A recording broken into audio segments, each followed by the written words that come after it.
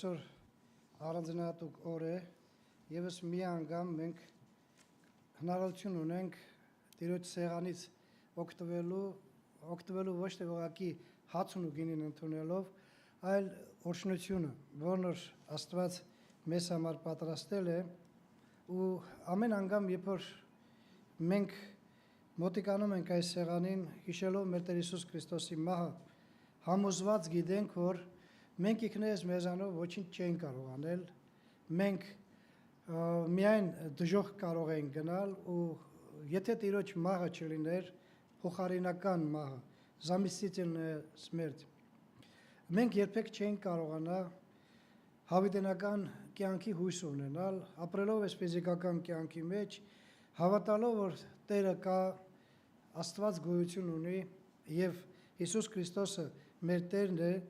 դա բավական չէ եղնի, որպեսզի մենք կարողանայինք հույս ունենալ, եթե չլիներ այդ քավչարար մահը, որն որ 2000 տարի առաջ կատարվելով մեզ հնարավորություն տվեց հավիտենական կյանքի հույս ունենալ։ Ավելին կասեմ, որ մենք պետք է հասկանանք, որ էլի հավատքը, որն որ շատ կարևոր է, ու կենթանի հավատքը Աստծո հանդեպ եւ Հիսուս Քրիստոսին ընդունելով որպես մեր Տերը, նույնպես բավական չի, եթե մեր կյանքի մեջ այդ Հիսուս Քրիստոս անձնավորությունը մեր կյանքի առաջնորդը չի եւ մեր անձնական փրկիչը չի։ Այսա շատ կարևոր է, որովհետեւ փրկիչ իհարկե կարող ենք ասել, որ Հիսուսը փրկիչ է, բայց իմնա թե չէ, սա ամեն մեկս պետք է գիտենանք, որովհետեւ գիտեք, երբ որ մարդ Ադամ ու Եվայի դեմքով մեղանչեցին ու մեղսագործությունը կատարվեց ամբողջ մարդկության պատմության սկզբին, մարդու եւ Աստծո դեմ միջև մի հատ պատ ստեղծվեցավ, որն որ անկարելի դարավ մարդ Աստված հարաբերությունը։ Եվ այնքան էլ ցավալի էր, որ այս հարաբերությունը մարդու կողմից կամաց ավելի էր հաստատում այդ պատի հնարավորությունը։ Այդ պատի չափը ավելի էր հաստատում, ինչքան գնում էր մարդը ավելի էր խորանում մեղքի մեջը, եւ դրա հետ միասին ամեն ինչ կատարվում է այնպես, որ վերջի վերջով մենք տեսնում ենք, որ մարդը ինքը իրենով չէր կարողանա այդ պատը քանդել, մեղքի պատը քանդել, որպեսզի կարողանար ինքնուրույն վերականգնել այն հաղորդակցությունը, ինչ որ Ադամի եւ Եվայի կողմից կորցվեցավ։ Միջև անգամ դուք գիտեք, որ Աստված ստեղծելով Աբրահամի միջոցով մի ազգ ու նրան տվելով պատվիրանքներ ու ուխտը տվելով, միջև անգամ այդ ազգը չկարողացավ այդ պատը քանդել։ Եվ այդ ազգի վիճակը մենք ամբողջ նոր կտակարանի մեջ ներողություն 5 կտակարանի մեջ կարդում ենք եւ տեսնում ենք, որ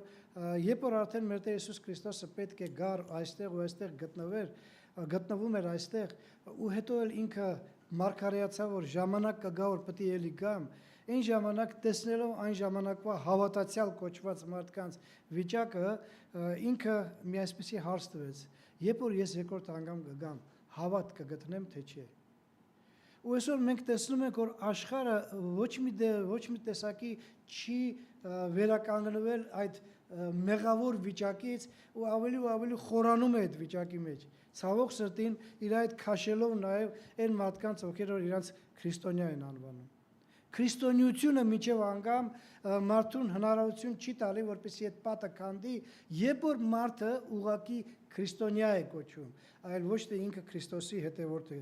Ու մենք պետք է հասկանանք, որ եթե այսօր հարց կա, մարդիկ կարող են հարցնել, ինչ է բերում Քրիստոսի մահը,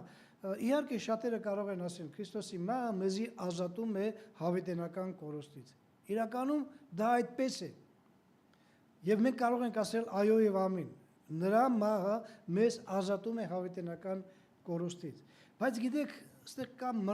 նրբություններ, որոնք շատ անգամ մարդը չի կարողանում խորանալ այդ նրբության մեջ ու ինքը կարիք ունի մտածելու, ես էլ դուք էլ պետք կարիք ունեք մտածելու, գիտենալով որ Քրիստոսի մահը մեզ ազատում է հավիտենական կորուստից, մենք պետք է գիտենանք եւս մի կարևոր բան, որ ոչ միայն Քրիստոսի մահը ազատում է մեզ հավիտենական կորուստից, այլ նաև մինչև հավիտենական կորուստից ազատելը մեզ ազատում է մեղքի իշխանությունից։ Շատ կարևոր է հասկանալու, որովհետև նորից եմ ասում, երբ որ մարդը այս գաղափարի մեջ որ Հիսուս Քրիստոս ազատում է մեզ հավիտենական կորուստից, ու մենք դեռ շարունակում ենք մեղքի իշխանության մեջ գտնվել, Հիսուս Քրիստոսի մահը չի կարող մեզ դժոխքից ազատելու, եթե մենք շարունակում ենք մեղքի իշխանության մեջ լինելու։ Խնդրում եմ ուշադիր լսեցեք մի տեղ, որտեղ որ երբ որ մեր Տեր Հիսուս Քրիստոսը պետք է ծնվեր այս երկրագնդի վրա, դուք գիտեք որ կատարվեցավ մի հրաշք։ Մարիամը, որն որ կույս էր ու նշանված էր Հովսեփի հետ, որի հետ պետք է ամուսնանար, Սուրբ Հոգու միջոցով հղի դառավ։ Սա մի հրաշք է, որն ոչ մի անգամ չի եղել ու չի եղնի։ Երբ որ տղամարդու անմիջական գործողությունից բացի մարդը կարողանա հղիանա։ Ու այստեղ միտեղ կա, երբ որ Հովսեփը որոշեց, որ ինքը բարեպաշտ լինելով ու չուզենալով այդ կնոջ, այդ երիտասարդ կնոջը խայտարակ անելու, ուզեցավ որ նրան թողնի։ Ասի որ դե եթե ինքը այդպես ուրիշից ինչ-որ մեկից ունեցավ,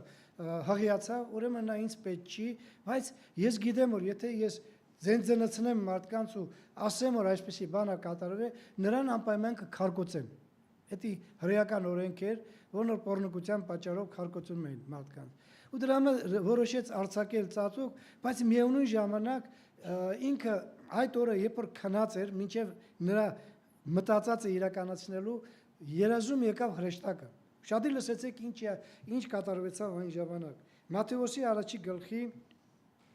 21 համարից սկսած կարդում ենք մենք 21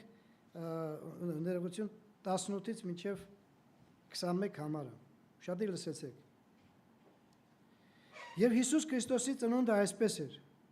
Այսինքն նրա մայր Մարիամը նշանված լինելով Հովսեփին դեռ մինչև նրան իրար մոտ գալը Սուրբ Հոգիից հղացած գտնվեցավ։ Եվ նրա մարդ Հովսեփը արդար լինելով եւ նրան խայտարակել չուզելով, խորհեց ծածուկ արձակել նրան։ Եվ մինչև նա մտածում էր այս, ահա Տիրոջ հրեշտակը երազում երևեցավ նրան եւ ասեց. Հովսեփ, Դավիթի որդի, մի վախենար քեզ մոտ առնել քո կին Մարիամին, որովհետեւ նրանում ծնվածը Սուրբ Հոգիից է։ Շատ լսեցեք 21-րդ համարը։ Եվ նա որդի կծնի, եւ նրա անունը Հիսուս կդնես, որովհետեւ նա իր ժողովրդին կփրկե իրենց մեղքերից։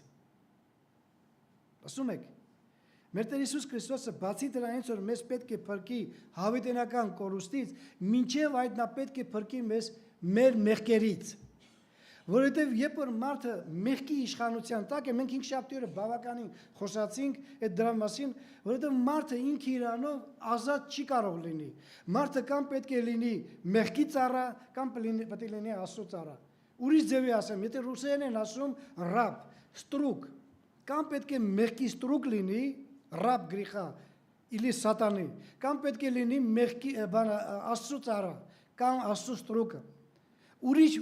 միջոց չկա, մարդը չի կարող ոչ նրան է եղնի։ Մատթեոսի ավետարանում դուք գիտեք, որ այսպեսի մի դեպք է պատմում, այստեղ գրված չկա, բայց մենք շատ լավ հիշում ենք այդ բանը, ես շատ անգամ ասել ենք, երբ որ մարդը ազատում է չարից եւ այդ չարը գնում է, հետ է գալիս, տեսնում է, որ իր տեղ չի գտնում իր համար, հետ է գալի, տենում է այդ մարդը սրբված, բայց դատարկ է։ Ու Աստծո խոսքը մեզ հիշեցնում է, որ չարը վերադառնում է այդ մարդու մեջ, իր հետ բերելով 7 իր նման չարերին ու նրա հետին ավելի վատ է լինում քան առաջինը։ Մենք չենք կարող ազատ լինել չարից ու աստվածանից։ Մենք կամ պետք է մեկի ծառա լինենք կամ մյուսի ծառա։ Ու Աստված մեզ հիշեցնում է, որ քանի դեռ մենք այսօր ֆիզիկապես ապրում ենք այս կյանքի մեջ ու Աստծո ծառա չենք, Աստծուն չենք հանձնվել որպես նրա ստրուկը, նրա մենք չենք պատկանում նրանք, մենք շարունակում ենք լինել մեղքի ծառա։ թեկուզ եւ ապաշխարել ենք, թեկուզ եւ մկրտվել ենք։ Հիշեք մեր Տեր Հիսուս Քրիստոսի զրույցը, երբ որ ինքը 8-րդ գլխի մեջ, Հովհաննես 8-րդ գլխի մեջ, երբ որ իր ազգակիցների հետ ինքը զրույց ունենալով խոսում էր ու հիշեցնում էր, որ մարդը քանի դեռ մեղքի մեջ է գտնվում, ինքը մեղքի ծառա է։ Գիտեք, այն ժամանակվա միակ ազգը, որն որ ծառայում էր Աստծուն ու որն որ կենթանի Աստծուն միակ ճանաչող ազգն էր, այն ժամանակվա ազգը Հիսուսին կարող ենք ասել. Հիսուս, ինչ ես այդ մարդկանց հետ, ինչ գործ ունես այդ մարդկանց հետ։ Գնային հեթանոսները ինչ կնանք, ընդհանրապես ուրիշ աստվածներ են պաշտում։ Սրանք պաշտում են կենթանի Աստծուն։ Ոչ, Հիսուս գիտեր, որ մենակ պաշտելը բավական չի, նրանք պետք է մեղքի իշխանությունից ազատվեին։ Ինչի եմ սա ասում, գիտեք, կարող է պատահել մարդը ապաշխարած ու մկրտված լինի ու երկար տարիների հավատացյալ եկեղեցու անդամ լինի, բայց շարունակի մեղքի իշխանության տակ լինել։ Ով կարող է մեզ փրկել մեղքի իշխանությունից? Միայն Հիսուս։ Ուրիշ ոչ մեկը չի կարող փրկել։ Մինչև մենք չազատվենք մեղքի իշխանությունից, մենք չենք կարողանա փրկվել հավիտենական կորստից։ Սա այնքան պարզ բան է, որ մեզանից յուրաքանչյուրը պետք է ոչ միայն գիտակցից, այլ համոզված գիտենալ, քանի դեռ ես մեղքի իշխանության տակ եմ, ես փրկության ոչ մի հույս չունեմ։ Ինչքան էլ ուզում եմ հավատամ, որ Հիսուսն է իմ փրկիչը, ինչքան ուզում եմ այս կյանքի մեջ համոզված լինել, որ ես հավատացյալ եմ։ Մեղքը ոչ մի անգամ թույլ չի տա, որ մենք երկինք մտնենք։ Տեսեք, Պետրոս Արաքելը, երբ որ գործ Արաքելոս թղթի մեջ քարոզում էր, հրեաներին էր քարոզում, այն ժամանակվա այն մարդկանց, ովքեր որ միակ ազգն էր, որն որ ստացել էր այս աստվածանից կոչում, Աստծո ազգ կոչումը, տեսեք Պետրոս Արաքելը ինչպես է ասում։ Գործ Արաքելոց 5-րդ գլխի 29-ից մինչև 31 համարներ եմ կարդալու։ Ձիանի ապոստոլов 5 глава 29 по 31 стихи։ Պետրոսը եւ Արաքյանները պատասխանելով ասեցին. Աստծուն պետք է ավելի հնազանդներ, քան թե մարդկանց։ Մեր հայրերի Աստվածը հարություն տվավ Հիսուսին, որին դուք փայտից կախած սպանեցիք։ Աստված նրան առաջնորդ եւ փրկիչ բացացեց իր աչքով, որ Իսրայելի ապաշխարություն եւ մեղքերի թողություն լինի։ Տեսեք, Պետրոս Արաքելը չի ասում, որ որպեսզի Իսրայելի եւ բոլոր նրա հավատացյալների համար փրկություն լինի, նախ եւ առաջ մեղքերի թողություն, ապաշխարություն եւ մեղքերի թողություն։ Երբ որ մարդը, ես նորից եմ ասում, ես չեմ խոսում, սա ավետարանչություն չի անհավատների համար, ես խոսում եմ հավատացյալների հետ, ու մենք բոլորս էլ պետք է որ լավ գիտենանք, երբ որ մարդը ապաշխարում է, ինքը մեղքերի թողություն է ստանում, այսինքն ինքը դադարում է մեղքի իշխանության տակ լինելու, երբ որ ինքը իսկական ապաշխարություն է ունենում, բայց գոյություն ունեն ապաշխարություն, որն որ ոչ մի մեղքերի թողություն չի լինում, մարդը ուղղակի ներողություն է խնդրում, բայց շարունակում է իր կյանքի մեջ ապրել առաջվա կյանքով, ոչ ոք չի կարող իրեն ճշմարիտ քրիստոնյա կոչվել, եթե ինքը շարունակում է մեղքի իշխանության տակ լինել, ոչ ոք չի կարող, ու դրա համար մեզանից յուրաքանչյուրը պետք է իրեն հարց տա, ինքը ինչքանով է այսօր մեղքի թողություն ստացել ու ինչքանով է մեղքից հեռու ինքը, ինչքանով մեղքը չի իշխում, մենք գիտենք, որ այս ֆիզիկական կյանքի մեջ ապրելով ոչ մի անգամ չենք կարողանա ազատվել մեղքից։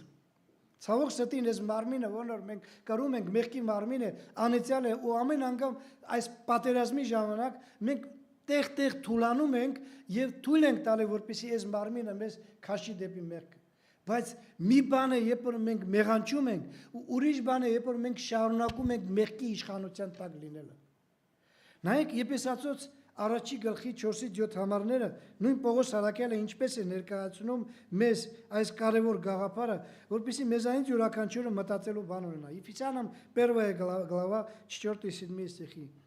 Ինչպես որ ընտրեց մեզ նրանով աշխարհի ստեղծելուց առաջ, որ մենք սուրբ եւ անարատ լինենք նրա առաջին սիրով։ Մեզ առաջուց սահմանելով, որ իրեն որդեգիր լինեն Հիսուս Քրիստոսի ձեռքով, իր կամքի հաճության պես, իր փառավոր շնորհքի գովասանքի համար, որ նրանով շնորհք ցույց տվավ մեզ այն սիրելիով,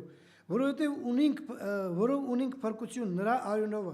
մեղքերի թողություն իր շնորհքի մեծության չափով։ Սիրելի քույր եղբայր, մենք կարող ենք ասել, որ մենք հավատացյալներ ենք, վկայություն տալ, միջև անգամ կարող եք մարդիկ բերել, վկաներ բերել, այ մեր եկեղեցի յուրաքանչյուր անդամին, դուք տեսել եք, որ ես մկրտվել եմ, մենք այսօր փառք Աստծո 21-րդ դարում ենք ապրում, որտեղ որ ոչ միայն մարդկային վկայություն, այլ նաև փաստարկներ կա, վիդեո նկարներ, ֆոտո նկարներ, որով մենք կարող ենք ապացուցենք, որ մենք մկրտված ենք,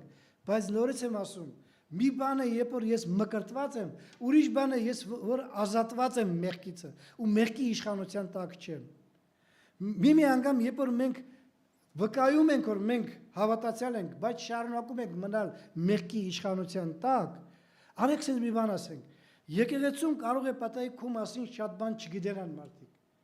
Որտեւ դու գալիս ես ստեղ, մի 2-3 ժամ ստեղ ես գտնվում, կարող ես քեզ զսպել, կարող ես ամեն ինչ անել, որպեսզի մարդիկ տեսնան, որ իրականում դու մեր քույր եղբայրն ես։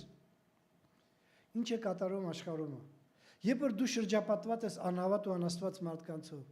ինչպիսի համբավ ունես աշխարհում։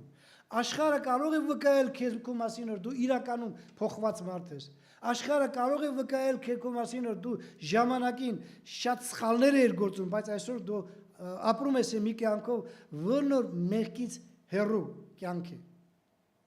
Շատ կարևոր է դրա մասին մտածելու, որովհետև նորից եմ ասում, երբ որ այստեղ գրված է Հիսուս Քրիստոսի շնորհքի մեծությամբ մենք չէինք կարողանա ազատվել մեղքից, եթե Տիրոջ շնորհքը չլիներ մեր կյանքի մեջ։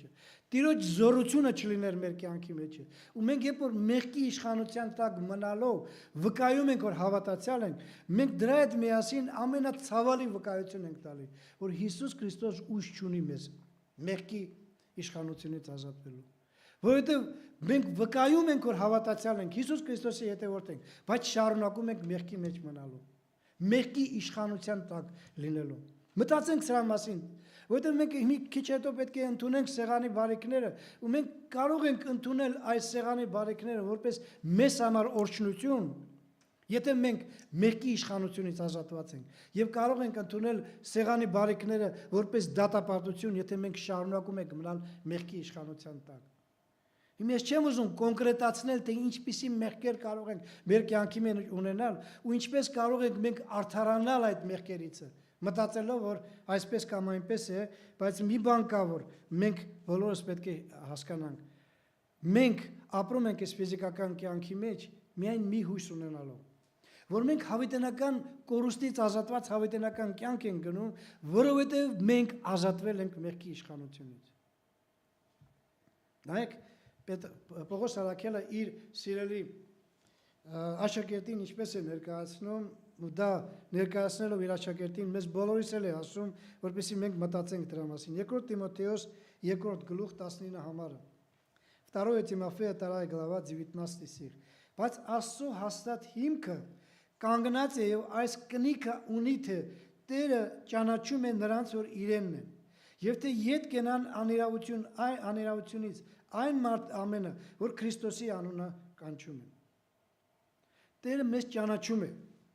ճանաչում է ովքեր, եթե մենք իրանն ենք,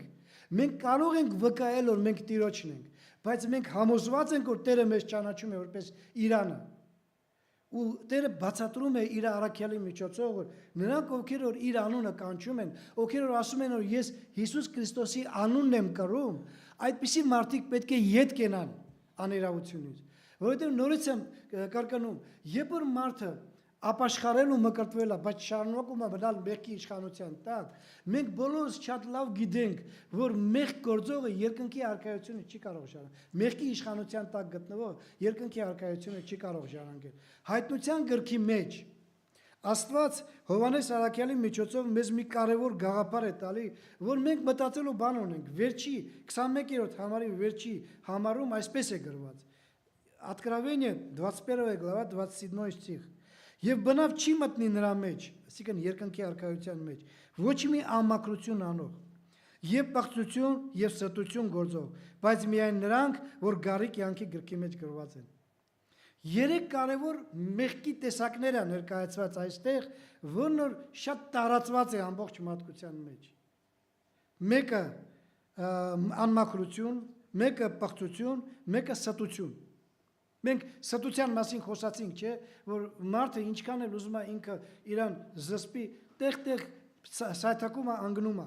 Տեղ-տեղ կարող է պատահի մենք սուտ էլ խոսանք, բայց նորից եմ ասում, երբ որ մենք մեղք ենք գործում, ինչ զգացողություն ունենք մեր մեջը։ Կարևորը, գիտեք, ոչ թե դա է, որ ես գիտեմ, ես մեղք գործեցի, ներողություն եմ խնդրում։ Խոսքերը չի կարևորը։ Կարևորը ինչ վիճակ է մեր մեջը։ Եթե մենք մեղքի իշխանության մեջ ենք գտնում, մեղքը չնայած որ կարող է մեզ բերի խոսքերի ապաշխարություն, դե ես մեղք գործեցի, մեկն էլ տեսավ, պապտի ներողություն խնդրեմ, որ մարդիկ տենան, որ ես հավատացյալ եմ, բայց ինչ է կատարում իմ մեջ, ես ինձ լավ չեմ զգում, ես ինձ դիսկոմֆորտի մեջ եմ զգում, թե ես ինձ լավ եմ զգում, երբ որ ես մեղք եմ գործում, առանձնապես, երբ որ մի անգամ մեզ նեղացնողներին մենք կարող ենք անպատվել ու ինչ-որ խոսքեր ասել, ու երբ որ մենք բոլորս էլ լավ գիտենք, որ Աստծո խոսքը ասում է, ոչ մի գեշ խոսք չդուրս գա ձեր բերանից, մենք կարող է արդարացնենք մեր ասած խոսքերը միայն այն պատճառով, որ այն մարդն էր մեղավորը, որ ինձ այդպիսի վիճակի մեջ գցեց։ Նորից եմ ասում, մեղք գործողը ու մեղքի իշխանության մեջ գտնվողը կյանքի գրքի մեջ գրված չի։ Ու սա շատ բացահայտորեն կերևա այն ժամանակ, երբ որ մեզանից որևէ մեկը կանգնի Աստծո առաջ եւ Աստված այն ժամանակ, երբ որ մենք անզգույշ ենք ու այս ֆիզիկական կյանքի մեջ ու մեղքի հանդեպ անտարբեր ենք, այն ժամանակ Աստված մեզի կասի ես քեզ չեմ ճանաչի երբեք։ Այն ժամանակ չի եղնի ապաշխարություն, չի եղնի հնարավորություն մարդիկ խոստովանեն ու ասեն Տեր, բա գոնե հիմինների ինձի։ Մարդուն տրված է մեկ կյանք, հետո կլինի դատապարտություն։ Ու Աստված չանի, որ մեզանից յուրաքանչյուրը դատապարտության հասնի։ Արեք հարց տանք մեզի։ Ինչն էր պատճառը մեղսագործությանը։ Грехопадение, что есть причина грехопадения։ Մենք բոլորս էլ լավ գիտենք, որ Ադամի եւ Եվայի անհնազանդությունը։ Երբ որ Աստված որոշեց այդ ծառը տնկել, այդ երկու ծառը տնկել պարտեզի մեջտեղը, ու ինքը այդ մի ծառի կյանքի ծառի ներողություն, բարին եւ չարը ծառի մասին պատվիրանք տվեց, որ չպետք է ուտեք, որովհետեւ ձեր կերած օրը դուք մահու կմեռնեք, Ադամն ու Եվան խափնված սատանայից կերան այդ պատողը։ Այսինքն անհնազանդ եղան Աստծուն եւ հնազանդվեցին սատանային, դառնալով մահկանացու։ Ու այսօր, երբ որ մենք ապրում ենք այս ֆիզիկական կյանքի մեջ, ինձի ասել են, չգիտեմ ձեզ ասել են թե չէ, ինձի որոշ մարդիկ ասել են, ինչ արեցինք մենք, որ այս Աստված ինչ որ մի հատ երկու հոգու պատճառով ամբողջ մարդկությունը այսպիսի սարսափելի վիճակի մեջ գցեց։ Մարդիկ մահկանացու դարան Ադամի եւ Եվայի պատճառով։ Սիրելի քույր, սիրելի եղբայր, մենք պետք է լավ գիտենանք, որ ոչ մեկս Ադամի եւ Եվայի պատճառով, եթե հանգած Աստված չանի դժոխքի մեջ հայտնվենք, ոչ մեկս դժոխքում Ադամի եւ Եվայի պատճառով չենք լինելու։ Բոլորս էլ մեր մեղքերի պատճառով կլինենք։ Նայեք, Պողոս Սարաքյալը շատ ուժեղ բացատրություն ունի, ես խնդրեի, որ դուք տունն էլ ուշադիր կարդաք Հռոմեացոց 5-րդ գլխի, ընդհանրապես 5-րդ գլուխը շատ ուժեղ գլուխ է Հռոմեացոց թղթի, բայց այնտեղ մի քանի համարներ ես կկարդամ ձեզ հետ միասին, որպեսզի մտածենք դրա մասին։ Հռոմեացոց 5-րդ գլուխ 12 համար, Римлянам 5 глава 12 стих։ Սրա համար ինչպես մեկ մարդի ձեռքովը մեղքը մտավ աշխարհը եւ այն մեղքովն էլ մահը եւ այսպես ամեն մարդ վրա տարածվեց, մահը ամեն մարդի վրա տարածվեց, ըստ որում, ուշադիր լսեցեք, ամենքը մեղանչեցին։ Ամենքը ասելով դա մեզանից յուրաքանչյուրն էլ այդ ամենքի մեջ է գտնում։ Ուրեմն եթե մենք այսօր ուզում ենք արդարանալ Աստծո առաջ, ասելով որ Ադամն ու Եվան մեղք գործեցին, դրա պատճառով մենք խաթաբալի մեջ ընկանք ու հիմա էլ ջարմենք, հաշում ենք, կներեք այս խոսքերի համար, ոչ մեկը չի կարող արդարանալ, որովհետև նորից եմ ասում, ամենքը մեղանչեցին եւ դատապարտության առաջ կանգնեցին։ Մենք բոլորս պետք է ուշ թե շուտ մեր մեղքերի համար պատասխան տանք Աստծո առաջ, ու Հիսուս Քրիստոս այսօր կանգնած է ու մեզ ուզում է որպեսզի մենք ազատվենք։ Եթե որևէ մեկը կա, ով էլ որ դեր շարունակում է մնալ մեղքի իշխանության տակ, Սիրելի քույր եղբայր, ես չգիտեմ ձեր կյանքը, դուք էլ իմ կյանքը չգիտեք, բայց եկեք լուրջ մոտիկանանք այս հարցին, որովհետև նորից եմ ասում, մեղքը ոչ մի անգամ չի թույլ տա մարդուն երկինք մտնելու։ Ինչքան էլ ուզում ես դու քեզ փրկվածի տեղ դնես։ Մեղքը չի թողնա, որ երկնքի արքայությունը մտնես ու դրա համար երբ որ Աստված տալիս է մի ինֆորմացիա, որ գոյություն ունի մի երևույթ, որն որ կոչվում է մեղք, որն որ մարդուն խանգարում է երկնքի արքայությունը մտնել, Աստված ամեն անգամ մեզ հնարավորություն է տալի ելք գտնելու այդ ամեն ինչից, որպեսզի մարդը կարողանա հասկանա, եթե գոյություն ունի մեղք ու այդ մեղքի պատճառով առաջացավ մահ երևույթը, որն որ ամենքս ունենք այդ բանի մեջ ու մենք բոլորս էլ գիտենք, եթե Տերը չեկավ, բոլորս էլ պետք է ֆիզիկական կյանքից մեռնենք, անցնենք մյուս կյանքը մահի միջոցով, ապա գոյություն ունի ելք գոյություն ունի, որ ամեն մեկս կարողանանք հասկանանք։ Տեսեք ինչ է ասում Հռոմեացոց 5-րդ գլխի 15-ից 16 համարը։ Շարունակում ենք Հռոմեացոց այդ 5-րդ գլուխը ուսումնասիրել ու այսպեսի հետաքրքիր բաներ է գրված այնտեղ։ Римлянам 5 глава 15-16 стихи։ Բայց շնորհքը այնպես չէ, ինչպես հանցանքը, որովհետև եթե մեկի հանցանքով շատերը մեռան, էլ որքան ավելի Աստծո շնորհքն ու պարգևը մեկ մարդի Հիսուս Քրիստոսի շնորհքով ավելացավ շատերի վրա։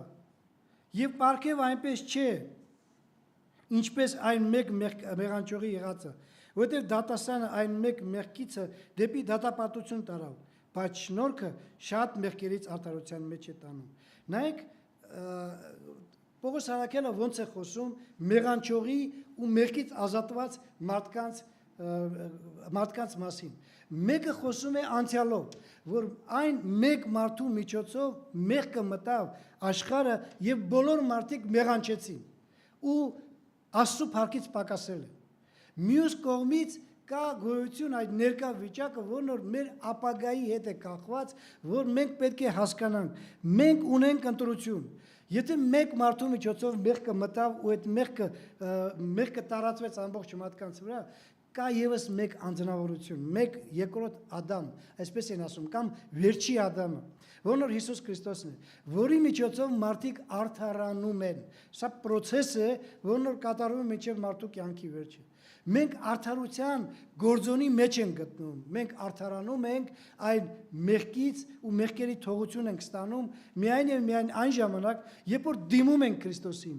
երբ որ հասկանում ենք, որ մենք ինքներս զորություն չունենք մեղքից ազատվելու։ Գալիս ենք Տիրոջ մոտ ու ասում ենք. Տեր, դու գիտես որ ես մեղքի մեջ եմ գտնվում։ Իմ վրա իշխում է մեղքը։ Ես մեղքից տրուկ եմ։ Ես չեմ ուզում այդ վիճակի մեջ գտնվել, որովհետև ես ինձ համար արդեն բացված է որ մեղքի վարձքը մահ է։ Այն էլ երկրորդ մահը, որն որ հավիտենական կորուստ է տանում մարդը։ Ես ուզում եմ հավիտենական կյանք ժառանգել, բայց ես մեղքը գիտեմ որ ինձ չի թույլ տա մտնելու երկինք։ Օգնի ինձ Տեր։ Գիտեք, երբ որ մենք խոսում ենք այս բանը, մենք կարող ենք շրթունքով խոսալ։ Ինչքան մարդիկ կան, որոնք որ ապաշխարում են միայն լեզվով։ Իսկ սրտի մեջ ոչինչ չկա։ Եթե դու այսօր ապաշխարեցիր, դուրս եկար այստեղ ապաշխարեցիր ու մարդիկ տեսան, հետո էլ ծափահարեցին, ուրախացան, բարք ասո, երկնքում հրեշտակները ցնծացին, որովհետև մեկ մարդ ազատվեց մեղքի իշխանությունից, դա չի նշանակում, որ իրականում մարդ ազատվել է մեղքի իշխանությունից, որովհետև սիրտը ինչ վիճակի մեջ է գտնում, գիտես դու, ես գիտեմ իմ սրտի մասին, ու գիտե Աստված, ու Աստված է գնահատողը, սիրելի քույր եղբայրներ։ Ու երբ դու խոստովանում ես քո մեղքը, Աստված տեսնում է, որ դու ոչ թե միայն լեզվով ես խոստովանում, այլ սիրտդ է աշխատում այդ խոստովանության մեջ։ Քո մեջդ հակառակում այդ մեղքին։ Չի ուզում, որպեսզի այդ մեղքի իշխանությունը քո մեջ լինել, այն ժամանակ Աստված քեզի ազատում է մեղքի իշխանությունից, թողություն տալով մեղքից, ու դու ապրում ես այս կյանքի մեջ արդարանալով։ Process-ը, որն որ մինչև կյանքի վերջը շարունակում է։ Մենք շատ կարևոր նշանակություն ենք տալի դրան, դրա համար գիտենալով այդ բանը, շարունակում եմ այս խոսքերը, ինչ որ Աստված մեզ ներկայացնում է այս 5-րդ գլխի մեջ Պողոս Արաքյալի միջոցով 17-ից 19 համարները։ Խնդրում եմ ուշադիր լսեցեք։ Римлянам 5 глава 17 по 19 стихի։ Որովհետև եթե մեկ մեղքով թակավորեց այն մեկի ձեռքով, որքան ավելի նրանք որ ընդունում են շնորհքի լիությունը ու արդարության պարգևը, կյանքով կթակավորեն այն մեկ Հիսուս Քրիստոսի ձեռքով։ Արդ ուրեմն ինչպես մեկի հանցանքով ամեն մարդկանց վրա դատապարտություն եկավ, նույնպես էլ մեկի արդարությունով ամեն մարդկանց վրա կյանքի արդարություն է գալիս։ Որովհետև ինչպես որ մեկ մարդի անհնազանդությունով շատերը մեղավորներ եղան, այնպես էլ մեկի հնազանդությունով շատերը արդարներ կլինեն։ Շատ կարևոր է, գիտեք, նորից եմ ասում, Պողոս Սավակալը երբ որ խոսում է անցյալի ու ներկայի մասին է խոսում, ու մեզ հնարավորություն է տալի ընտրության առաջ կանգնելու։ Նայեք, ես մի հատ ֆրազա եմ ուզում ձեզ համար կարդալ, Աստված դրեց իմ մեջ այս ֆրազան, ես ոչ ինքներ չեմ կարդացել, ուզում եմ ձեզ ներկայացնել այս բանը, որպեսզի մենք կարողանանք մտածելու բան ունենալ դրա մասին։ Տեսեք ինչ միտք եկավ ինձի։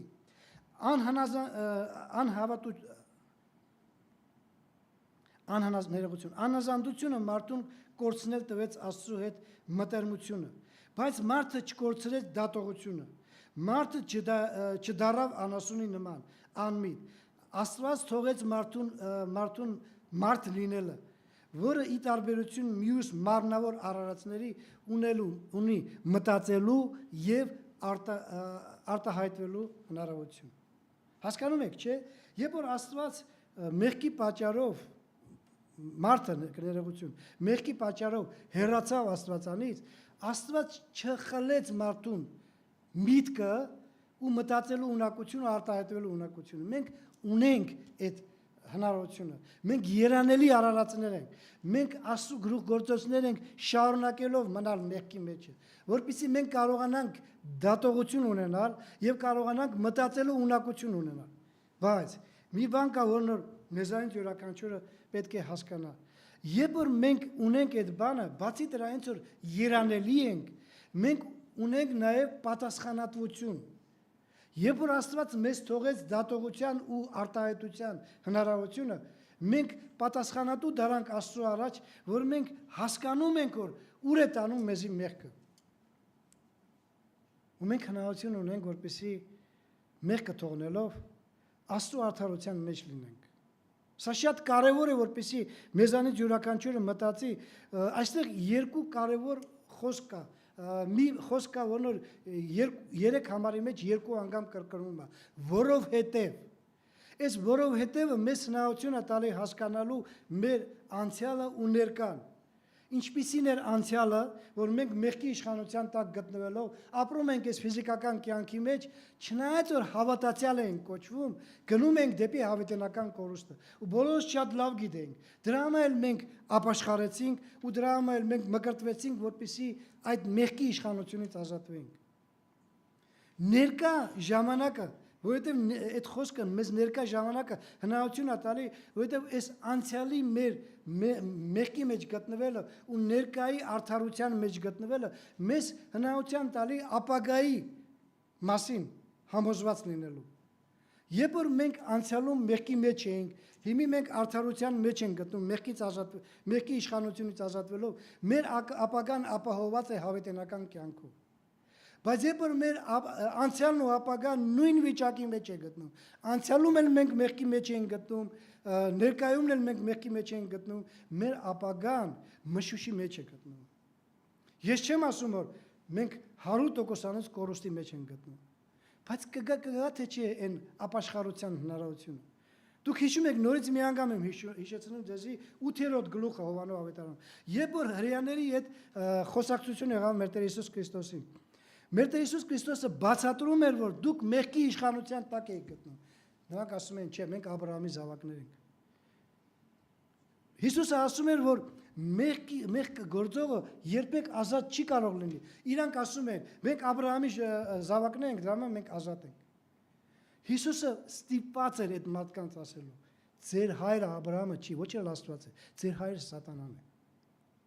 Ինչի համար, որովհետև դուք մեղքի մեջ եք գտնվում։ Մեղքի իշխանությունը շարունակում է ձեր վրա գնալ։ Դուք էլի ապրում եք այս կյանքի մեջ մեղքը վայելելով։ Ցավոք սրտին ուրիշ ոչ մի բան չեմ կարող ասեմ։ Բացի դրանից որ ճակետների մեջ մենք կարող ենք մեղքը վայելել, բայց ինչ է սպասում մեզի ապագայում։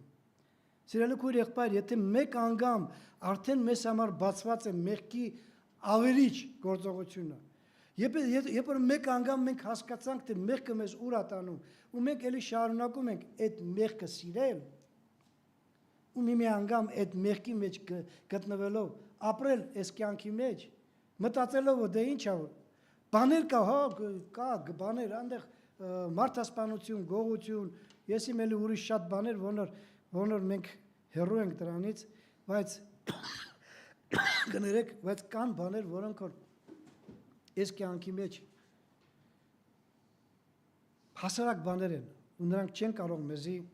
հավիտենական կորուստի մեջ տանել, հիշենք, որ յուրաքանչյուր մեղք, որնոր մենք ունենք մեր մեջը, ու այդ մեղքի իշխանության տակ են գտնվում, մենք չունենք են ապագան, ինչը լոր Աստված մեզ համար պատրաստել է։ Եբրայեցոց 2 գլուխ 9 համար, ընտրում եմ ուշադիր լսեցեք, Եվրայեմ 2 գլава 9 ստիղ։ Բայց հրեշտակների մի քիչ ցածրացած տեսնում ենք Հիսուսի մահի չարչարանքի համար փառքով եւ պատվով պսակված, որ Աստծո շնորհքը ամենի համար մահ ճաշակեց։ Մենք այսօր այդ մահն ենք հիշելու։ Իմ սիրելի քույր եղբայրներ, մենք այսօր այդ մահն ենք հիշելու, որ Աստված մեզ հնարավորություն տվեց ոչ միայն հավիտենական կորուստի չգնալու, այն նաև մեղքի իշխանությունից ազատվելու։ Նորից եմ ասում, մենք ապրում ենք այս ֆիզիկական կյանքի մեջ, ու մենք շատ օրինակներ ունենք այս կյանքի մեջ, երբ որ մարդիկ գալիս են եկեղեցի, ապաշխարում են, մկրտվում են, հետո ինչ որ պատճառով հեռանում են Աստվածանից ու շարունակում են ապրել այս ֆիզիկական կյանքի մեջ, մեղքի իշխանության տակ մնալով։ Ու շատ անգամ հարց է առաջանում։ Այդ մարդիկ ազատվել էին մեղքի իշխանությունից, որ եկան ապաշխարեցին ու մկրտվեցին։ Չգիտեմ, բայց մի բան գիտեմ, որ մարդը, որն որ գիտակցել է մեղքի դառնությունը, մարդը, որն որ հասկացել է, թե մեղքը ուր է տանում մարդուն, ինքը երբեք չի վերադառնա այնտեղ, որովհետև հասկանում ու գիտակցում է, որ երբ որ ես շարունակում եմ մեղքի իշխանության մեջ մնալ, ինչքան էլ ուզում եմ ես կարողանամ ապացուցել իմ ապաշխարությունը, իմ մկրտությունը, ինչքան էլ ուզում եմ ես վկաներ բերեմ, որ ես եկեղեցու անդամ եմ ու երկար տարիների եկեղեցու անդամ, սիրելի քույր եղբայր, ոչ մի բան չի օգնի քեզի, ինձ էլ ձեզ հետ միասին, մենք կկանգնենք Աստծո առաջ եւ Աստված անպայման կասի, ես քեզ երբեք չեմ ճանաչի, դու միշտ էլ եղել ես մեղքի իշխանության տակ, մտածենք դրա մասին, ու եթե այսօր կա մի բան, մեղք, որն մեր կյանքի մեջ դեռ շարունակում է իր իշխանությունը ունենալ, դեռ շարունակում է մեզ ստրուկ դարձնել մեղքին, այսօր ժամանակն է, որպեսզի Տիրոջ առաջ կանգնենք ու ասենք, Տեր, ես զորություն չունեմ, կռվեցի, չկարողացա հաղթել, ես դիմում եմ քեզ, օգնի ինձի, օգնի, որ ես կարողանամ այս ամեն ինչից ազատվելով, կարողանամ քո ստրուկը լինել, քո ծառան լինել ու կարողանամ ծառայել քեզի ու քեզ միշտ ուրախացնել, ամեն օր ու ամեն ժամ ու ամեն վայրկյան։ Ես համոզված եմ, որ երբ որ այս ասած խոսքերը ի սրտե եղնի, Աստված անպայման կարձագանքի, Աստված անպայման կտա մեղքերի թողություն եւ Աստված անպայման կազատի մեզանից յուրաքանչյուրին, եթե մենք այդպիսի վիճակի մեջ ենք գտնում, մեղքի իշխանությունից ու մեզ կտա ուրախություն, մեզ կտա այն համոզված վիճակը, որն որ մարդուն տալիս է հնարավորություն հավիտենական կյանքի հույս ունենալու։ Տերը թող բոլորիս օրհնի, մտածելու բան տա, ինչ ենք անում մեր կյանքի մեջ, ինչպիսի հարաբերության մեջ ենք մեղքի հետ, ու եթե մեր մեղքի հետ հարաբերությունը ինչ որ մի փոքր հարազատություն կա, գիտեցեք որ դա շատ վատ վիճակ է, ու ոչ մկրտությունը, ոչ ապաշխարությունը մեզ չի օգնի երկինք մտնելու։ Տերը օրհնի բոլորիս։ Ամին։ Եկեք ոտքի կանգնենք, աղոթք անենք։ Գիտեք շատ անգամ, երբ որ մարդը ապրում է ֆիզիկական կյանքի մեջ ու հիմնված է իր որոշ գործողությունների վրա, համոզված լինելով ինքը արդեն երկնքի արքայության ճանապարհի վրա է գտնվում, արեք մտածենք մեր կյանքի մասին, որ մեր համոզմունքը պետք է հիմնված եղնի Աստծո խոսքի վրա։ Մեր համոզմունքը պետք է հիմնված լինի Հիսուս Քրիստոսի վրա եւ ոչ թե մեր այս կամ այն արած գործողությունների վրա։ Ու եթե ինչ որ բան կա մեր կյանքի մեջ, որից մենք շարունակում ենք պատերազմել ու չենք կարող ազատվել, եկեք աղոթք անենք, որ Տերը ողորմա մեզ ու օգնի մեզ, որ մենք կարողանանք ամեն մեղքի իշխանությունից ազատված լինելով Տիրոջ հետ միասին քարելու։ Սիրելի Հայր, քո ողորմություն ենք խնդրում, դու գիտես Տեր, որ մենք մարմնի մեջ գտնվելով պատերազմի մեջ ենք գտնվում, Տեր, ոչ միայն սատանայի եւ իր հրեշտակների դեմ, ոչ միայն այն անհավատ ու անաստված մարդկանց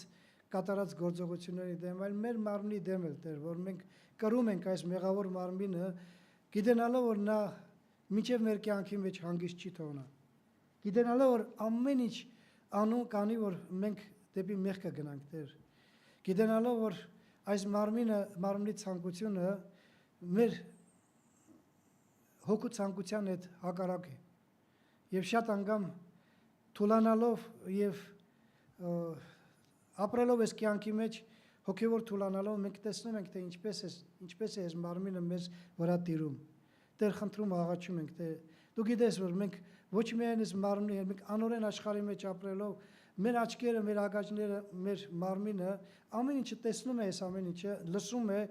ձգտում է, ու մենք գիտենք, որ եթե քո զորությունը չեղնի, եթե դու մեզ չզորացնես, Տեր, քո Սուրբ Հոգու առաջնորդությունը չունենանք, մենք իզոր ենք, Տեր, զորու չենք ինչ որ մի բան անել այս կյանքի մեջ, ու մենք չենք կարողանա հաղթել մեղքին, ու այդ մեղքը մեզ հաղթելով մեզ կտանի դեպի կորուստը։ Բայց մենք գիտենք, որ դու ամենակարող Աստված ես։ Դու կարող ես մեզ տալ այն ուժը, որի միջոցով մենք կարող ենք հաղթել ու կարող ենք հաղթական ընթացք ունենալ այս ֆիզիկական կյանքի մեջ։ Քեզ ենք դիմում, Տեր։ Հիմա մենք պետք է մոտիկանանք այս սեղանի բարիքներին, որպեսզի մենք օրհնություն ստանանք, Տեր։ Մեզ այնց յուրաքանչյուր ովքեր որ պետք է մոտիկանա, միայն մի ցանկություն ունի՝ օրհնություն։ Բայց այդ օրհնությունը կարող է լինել միայն այն դեպքում, երբ որ մենք ազատված մեղքի իշխանությունից քո իշխանության տակ ենք գտնվում, քո ծառան ենք, քո ստրուկն ենք, Տեր, քո կամքը կատարելով։ Սիրելի Հայր, օգնի առաջնորդի թող միշտ եւ ամեն ինչում քո անունը փառավորվի։ Ամենակարող Հայր, այս ամենը խնդրում ենք քեզանից, մեր Տեր Հիսուս Քրիստոսի անունով։ Ամին։